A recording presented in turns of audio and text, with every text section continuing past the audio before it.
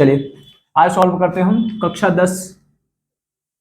10 का विज्ञान का मॉडल पेपर सॉल्व करेंगे आज। देखते हैं यानी बोर्ड एग्जाम में आपका किस तरीके से पेपर आएगा, उस पैटर्न पे हम इसको सॉल्व करेंगे। आपका ये मॉडल पेपर है बोर्ड एग्जाम 2024 के लिए। बिल्कुल ऐसा ही प्रश्न पत्र आएगा आपके पेपर में। जब आपका पेपर आएगा तो सेम टू सेम ऐसा ही आएगा। इसका हम खंड आ यानी एक एक करके प्रश्न को सॉल्व करेंगे। तो पहले करते हैं हम खंड आ। इस तरीके से आपको प्रश्न दिया जाएगा। खंड आ है, इसमें क्या आते हैं आपके भू विकल्प प्रश्न। तो पहला प्रश्न करते हैं। देखिए पहला क्वेश्चन है आपका, क्वेश्चन फर्स्ट है, दो पृष्ठों से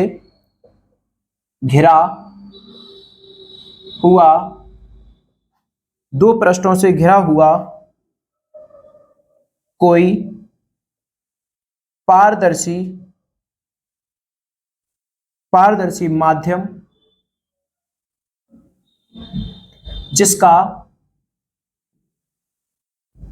जिसका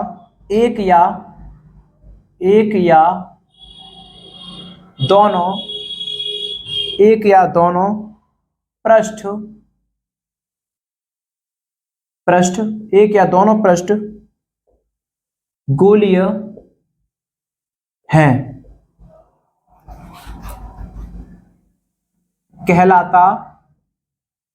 कहलाता है।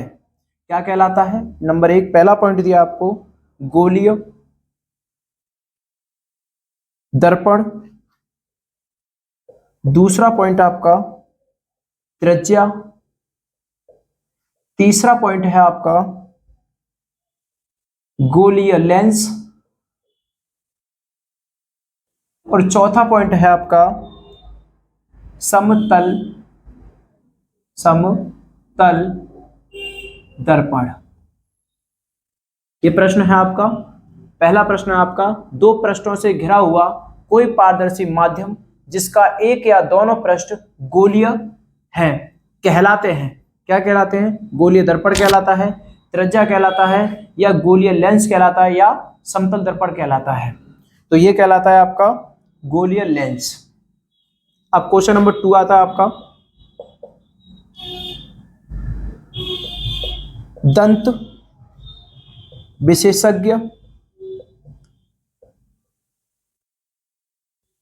विशेषज्ञ मरीजों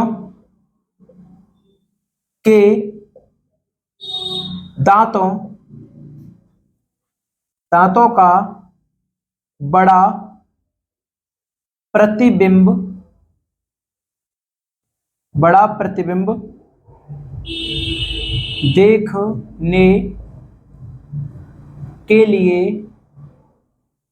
देखने के लिए किस दर्पण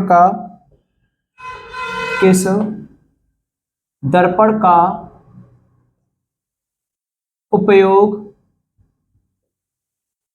उपयोग किया जाता है। तो इसका पहला ऑप्शन है आपका ए अवतल दर्पण। बी ऑप्शन है यानी आपका दूसरा समतल दर्पण। तीसरा पॉइंट है आपका उत्तल दर्पण। और चौथा ऑप्शन है आपका सभी। ये पूछा जा रहा आपसे दूसरे क्वेश्चन में कि दंत विशेषज्ञ मरीजों के दांतों का बड़ा प्रतिबिंब देखने के लिए किस दर्पण का उपयोग किया जाता है? अवतल का किया जाता है, या समतल दर्पण का करते हैं, या उत्तल दर्पण का करते हैं, या सभी का किया जाता है? तो दांतों का बड़ा प्रतिबिंब देखने के लिए हम करते हैं अवतल दर्पण का प्रयोग करते हैं। आइए क्वेश्चन नंबर 3। क्वेश्चन नंबर 3 है आपका, किसी उत्तल लेंस के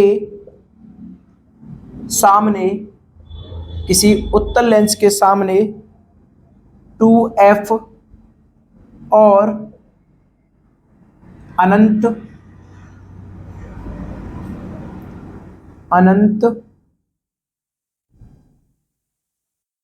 के बीच कोई अनंत के बीच कोई बिंब वस्तु रखा गया है इसका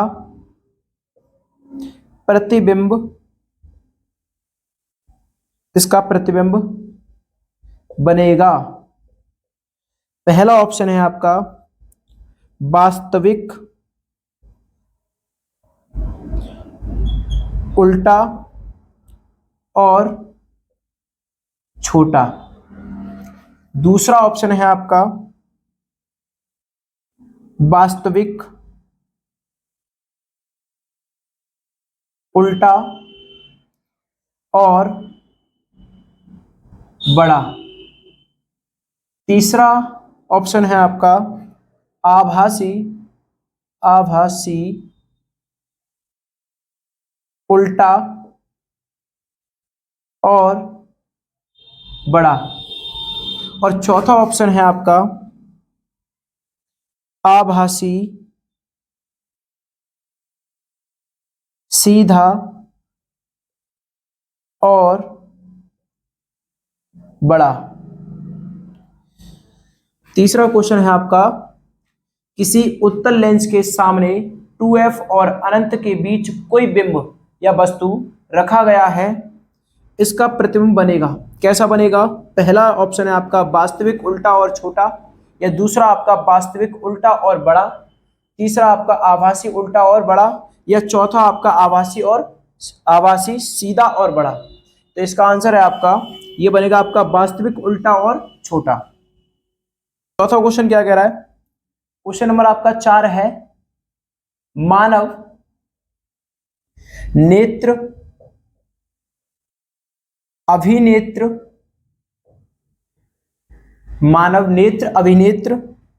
लेंस की फोकस दूरी को समायोजित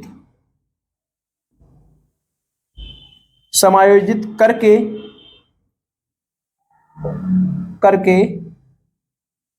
विभिन्न दूरियों पर रखी वस्तुओं को फोकसित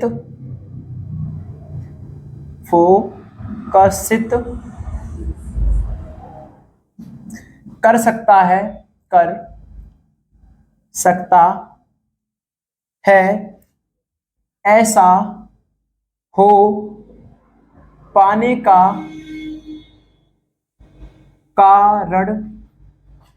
का कारण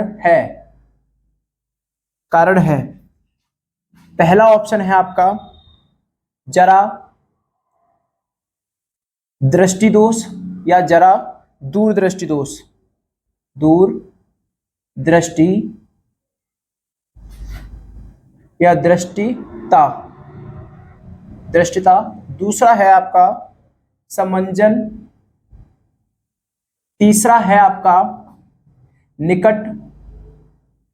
निकट दृष्टि, और चौथा है आपका दीर्घ दृष्टि।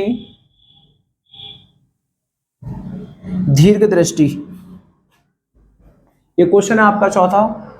मानव नेत्र अभिनेत्र लेंस की फोकस दूरी को समायोजित करके विभिन्न दूरियों पर रखी वस्तुओं को फोकसित कर सकता है, ऐसा हो पाने का कारण है। अब क्या कारण है इसका? अब ये देखना है। जैसे क्या कारण है आपका? जरा दूरदृष्टि दोष है कारण इसका, या आपकी समंजन क्षमता कारण है इसका, या निकट दृष्टि दोष कारण है इसका, या दीर्घ दृष्टि दोष। ये आपका जो दीर्घ दृष्टि दोष है इसको बोलते हैं दूरदृष्टि दोष भी बोलते हैं। इसको क्या बोलते हैं? दूरदृष्टि दोष। ये इसे दूरदृष्टि दोष भी कहते हैं दीर्घ को। आइए क्वेश्चन नंबर 5। तो इसका आंसर नहीं कराया, समझने क्षमता। सही है, इसका आंसर ये आपका सही है। क्वेश्चन नंबर आता है अब आपका 5। देखिए 5 वाला क्वेश्चन है आपका, 5 कॉलम कॉलम ए में दी गई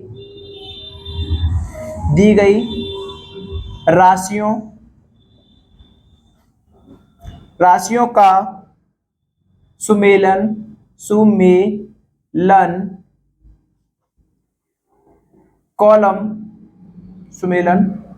कॉलम बी में दिए गए SI मात्रकों से कर सही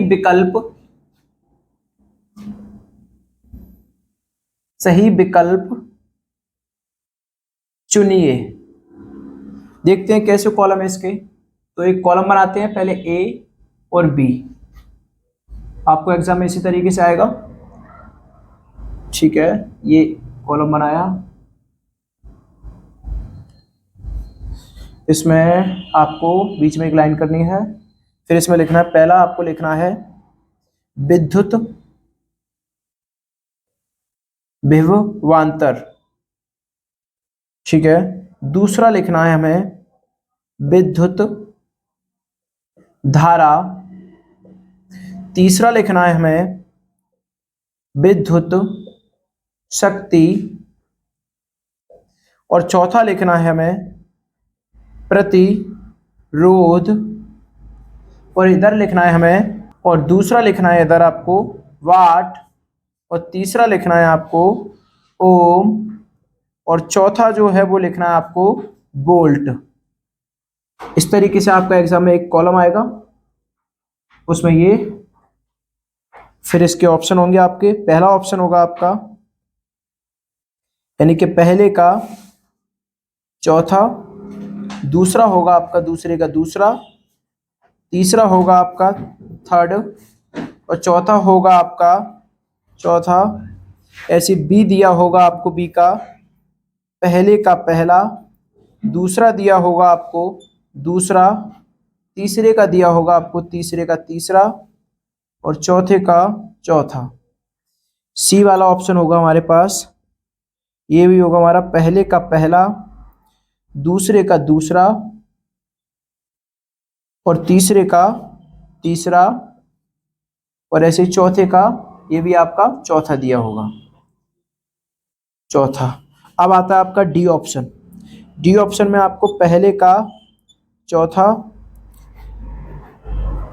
दूसरे का पहला, और तीसरे का दूसरा, और चौथे का तीसरा। ये प्रश्न है आपका। देखिए इसमें दिया आपको कि 5 कॉलम ए में दी गई राशियों का सुमेलन कॉलम बी में दिए गए SI मात्रकों से कर सही विकल्प चुनिए। अब आपको इस तरीके से, यानी ए में आपको ये मान दिए, बी में आपको ये मान दिया, अब आपको इनमें मिलाना है और इनमें से ये बताने का ऑप्शन कौन सा सही है। तो पहला ऑप्शन आपका देखिए, इसमें ये देखना विभवांतर है, इसका मात्रक क्या होता है, विभवांतर का मात्रक क्या होता है, क्या होता है विभवांतर का, बताइए क्या होता है।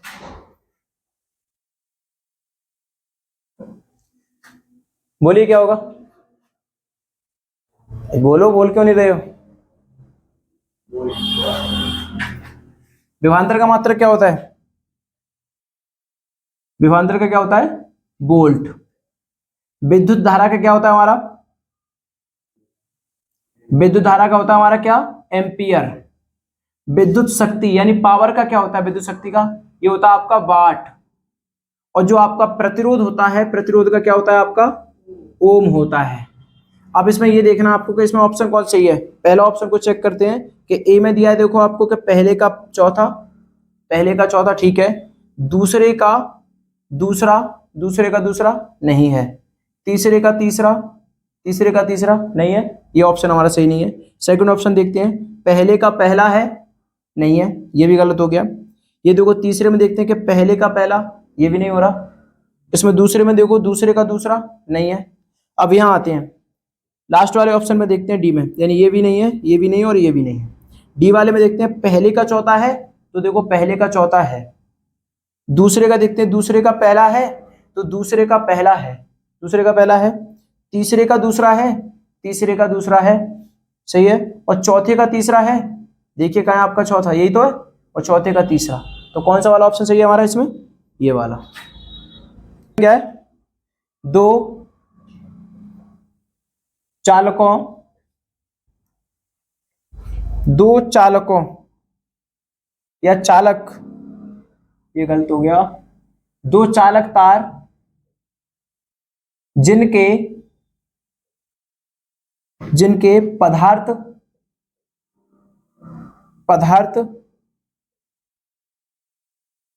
लंबाई तथा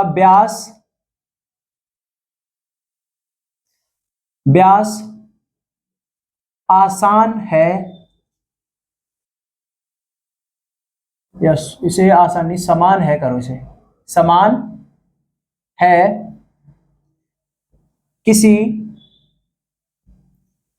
विद्युत परिपथ,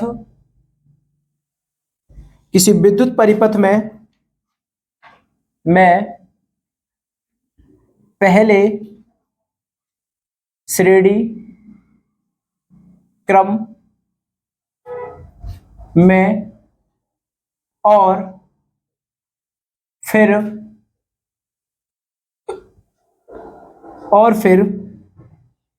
पार्श्व क्रम में संयोजित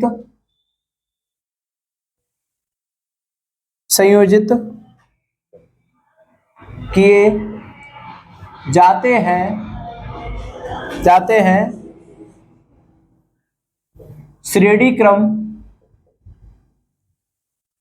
श्रेणी क्रम तथा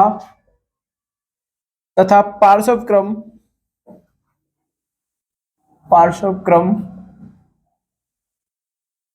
में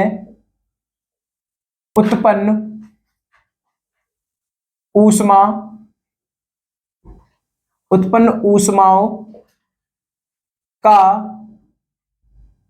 अनुपात क्या होगा।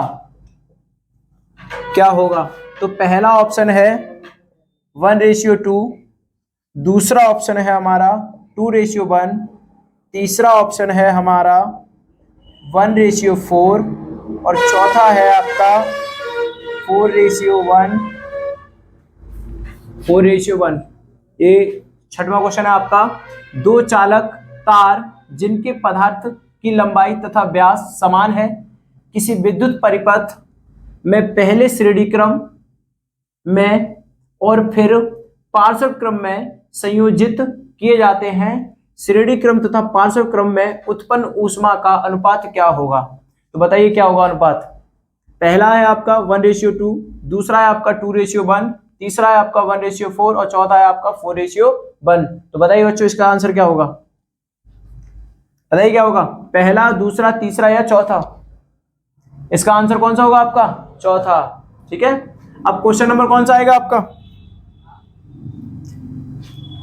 बताइए अब क्वेश्चन क्या आएगा।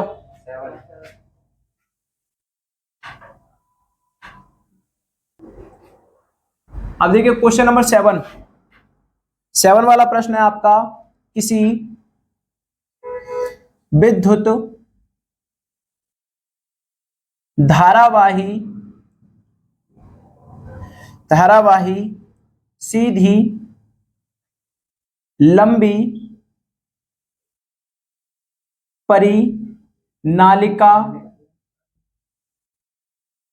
नालिका के भीतर चुंबकीय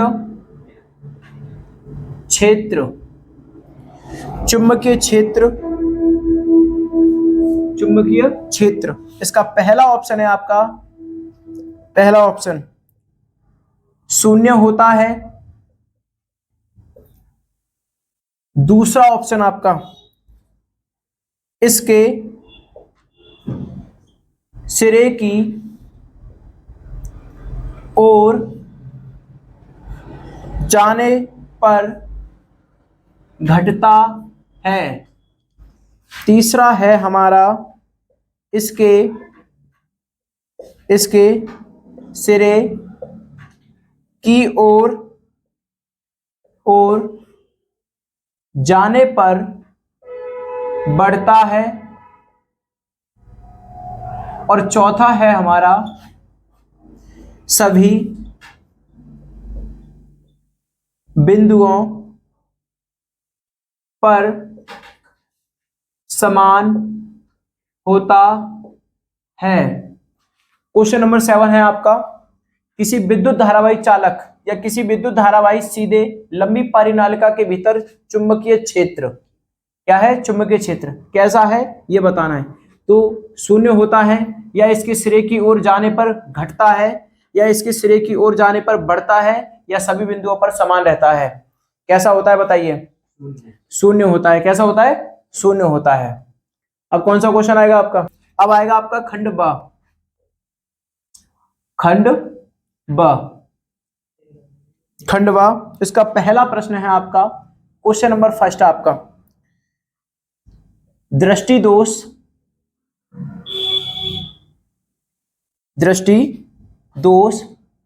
किसे कहते हैं,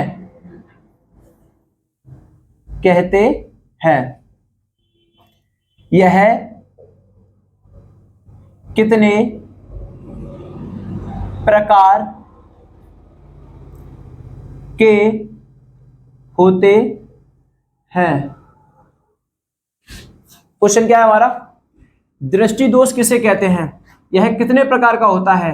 तो पहले इस वाले क्वेश्चन में करेंगे दृष्टि दोष। तो यहां हेडिंग बनाइए, दृष्टि दोष, इसे लिखेंगे दृष्टि दोष।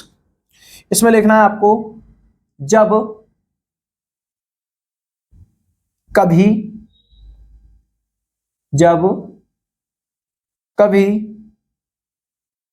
मनुष्य के आंख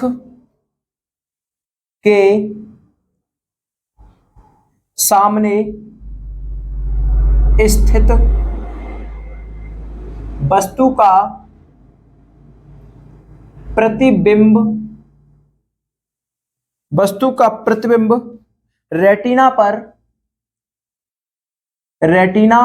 पर ना बनकर रेटिना से पहले या रेटिना के पीछे बनता है, जिसके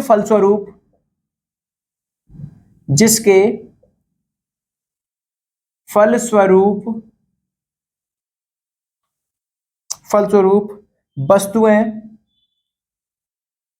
वस्तुएं हमें साफ साफ नहीं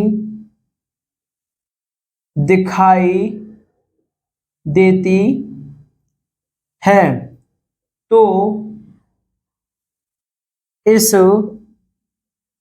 दोष को दृष्टि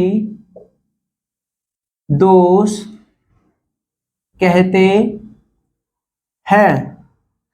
दृष्टि दोष क्या होता है, ये हो गया आपका कि दृष्टि दोष किसे कहते हैं, किसको कहते हैं दृष्टि दोष, जब कभी मनुष्य की आंखों के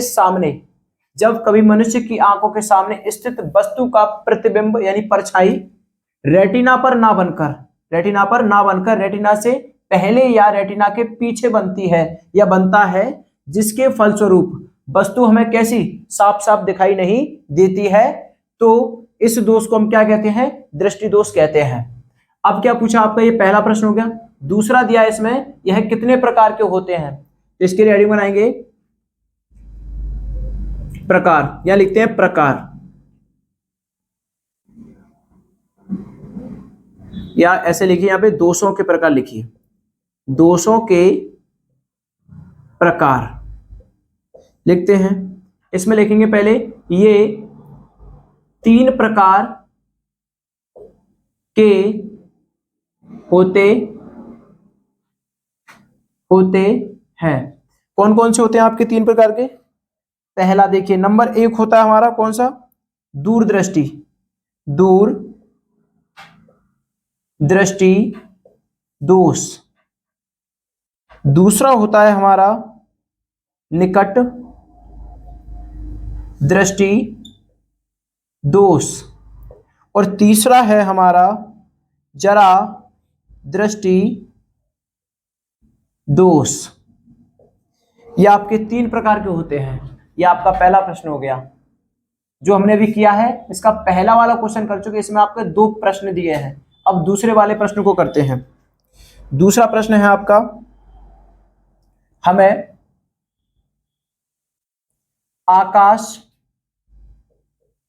में इंद्रधनुष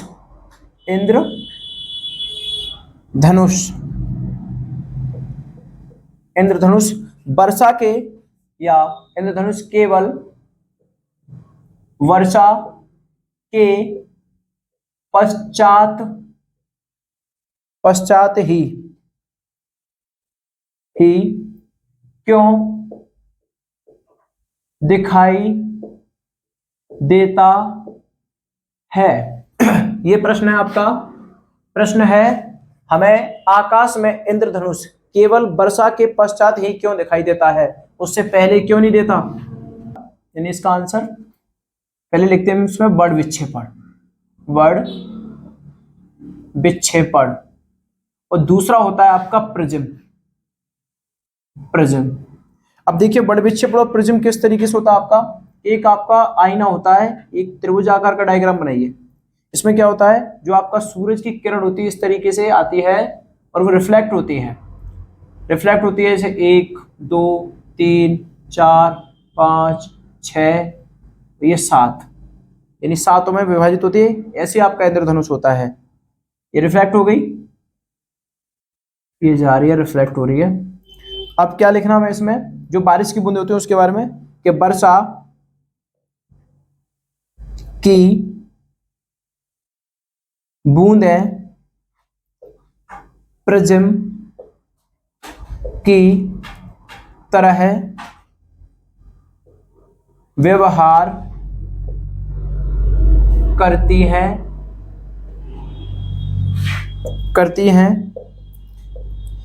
जिससे इंद्रधनुष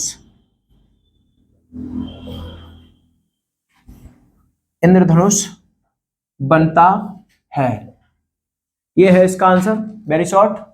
यानी हमें आकाश में इंद्रधनुष केवल वर्षा के पश्चात क्यों दिखाई देता है, तो इससे क्या होता है, जब बारिश होती है तो धूल के कण उड़ते हैं जो आपस में टकराकर एक रिफ्लेक्शन उत्पन्न करते हैं। जो आपकी सूरज की किरण जब आती है तो उनसे टकराने के बाद में ये 7 रंगों में बट जाता है। इसीलिए मैंने यहाँ पे लिखा है कि वर्षा की बूंदें प्रिज्म की तरह व्यवहार करती हैं। यानी जब धूल पर मिट्टी के कण गिरते हैं या बारिश की बूंदें गिरती हैं तो क्या होता है, धूल उड़ती है तो उसके कण आपस में टकराते हैं। तो वर्षा की बूंदें प्रिज्म की तरह व्यवहार करती हैं, जिससे क्या होता है कि हमारे इंद्रधनुष का क्या होता है, निर्माण होता है या बनता है। अब आता है आपका क्वेश्चन नंबर 3। क्वेश्चन नंबर 3 है आपका, उत्तल लेंस को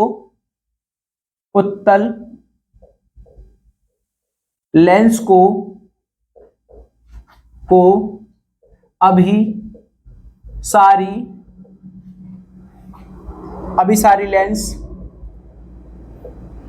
क्यों कहा जाता है।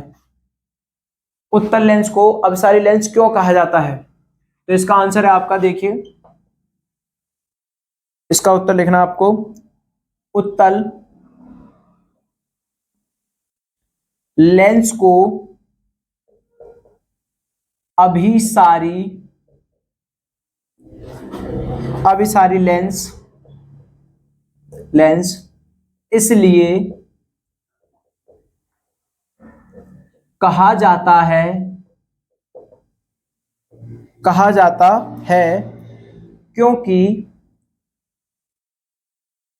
क्योंकि यह लेंस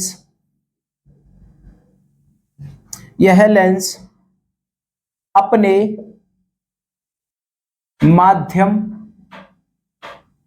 में या माध्यम से गुजरने वाली प्रकाश की किरणों को अभिसारित कर देता है, इसलिए इसको अभिसारी लेंस कहते हैं।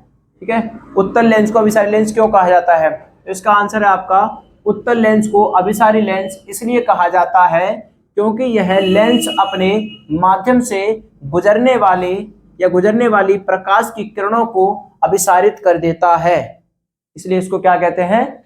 उत्तल लेंस कहते हैं। क्वेश्चन नंबर देखते हैं अब 4। क्वेश्चन नंबर आता है आपका 4। चौथा क्वेश्चन है आपका, अवतल दर्पण तथा उत्तल दर्पण के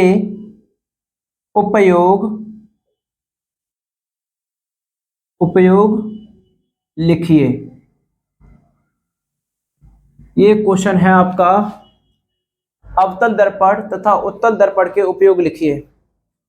तो बताइए, देखते हैं क्या होगा इसका आंसर। इसमें लिखते हैं हम, दूसरा है तो इसमें लिखिए पहले अवतल दर्पण और उत्तल दर्पण। तो पहले लिखते हैं, हेडिंग बनाते हैं अवतल दर्पण। ठीक है, अवतल दर्पण के उपयोग लिख लेते हैं। ये आपका दंत विशेषज्ञ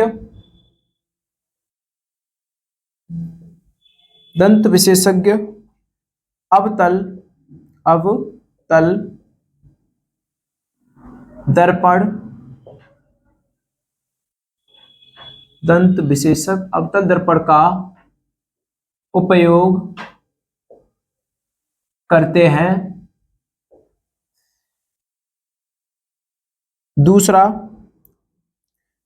दूसरी हेडिंग बनाते हैं उत्तल दर्पण। इसमें किसका प्रयोग होता है? इसमें देखते हैं, जैसे आपके ट्रकों, कारों और गाड़ियों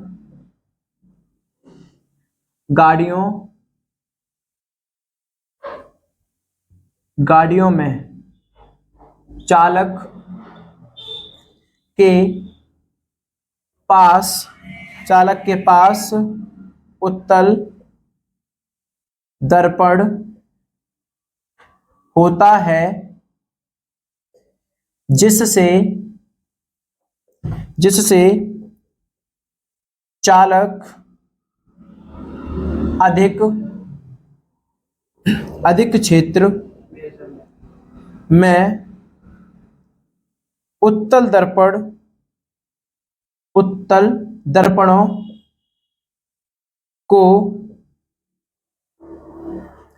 दर्पणों का उपयोग किया जाता है। यह आपका प्रश्न है। पूछा क्या था? अवतल दर्पण और उत्तल दर्पण, इनके उपयोग पूछे थे। तो अवतल दर्पण का उपयोग किसमें करते हैं? जो दंत यानी जो डॉक्टर होते हैं दांतों के, वो अपने दांतों के प्रतिबिंब को बड़ा करने के लिए अवतल दर्पण का उपयोग करते हैं। दूसरा आपका उत्तल दर्पण का प्रयोग कहाँ होता है? ट्रकों में, कारों में और आपकी गाड़ियों के जो चालक होता है, जो गाड़ी चलाने वाला, उसके पास जो लगा रहता है, उसमें उत्तल दर्पण का प्रयोग करते हैं, जिससे अधिक क्षेत्रों को देखने में आसानी होती है। किसी नहीं नहीं, किसी 4 ओम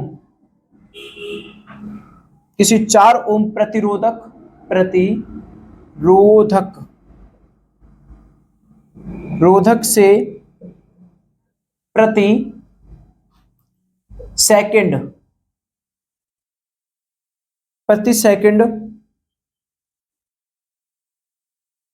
100 जे यानी कि जूल ऊष्मा उत्पन्न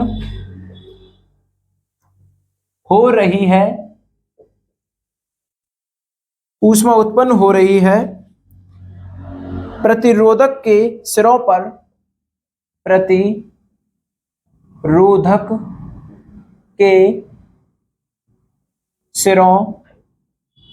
पर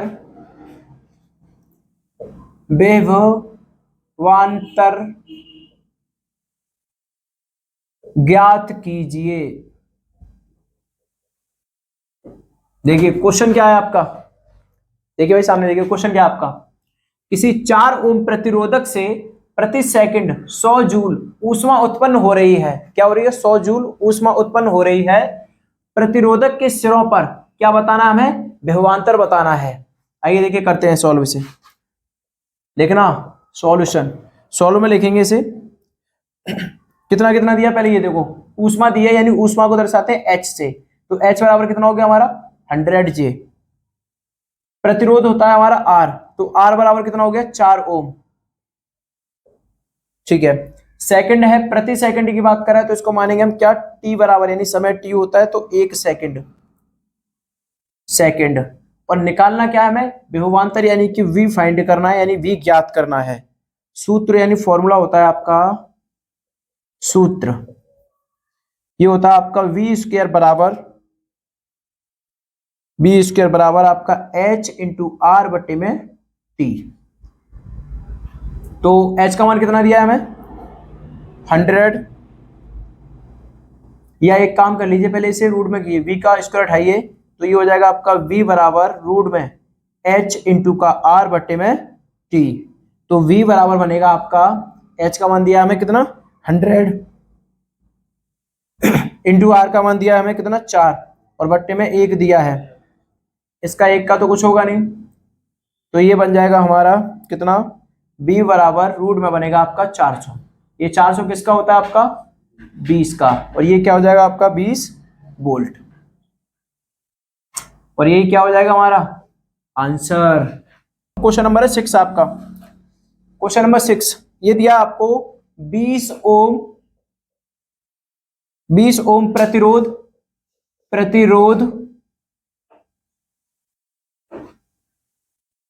की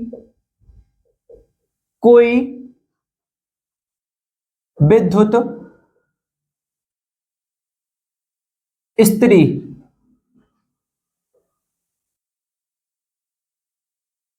स्त्री यानी 20 ओम प्रतिरोध की कोई स्त्री विद्युत धारा स्त्री आपकी जो स्त्री है आपकी 5 एम्पियर 5A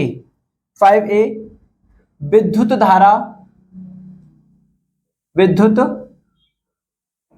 धारा लेती है 30 सेकंड में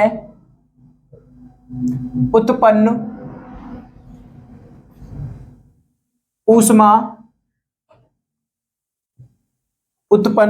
ऊष्मा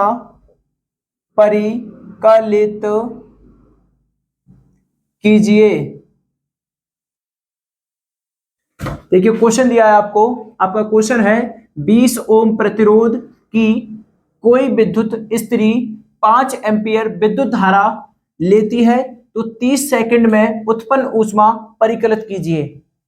तो देखिए करते हैं इसे। क्या दिया आपको 20 ओम प्रतिरोध यानी कि R, तो लिखिए R बराबर लिखना आपको 20 ओम।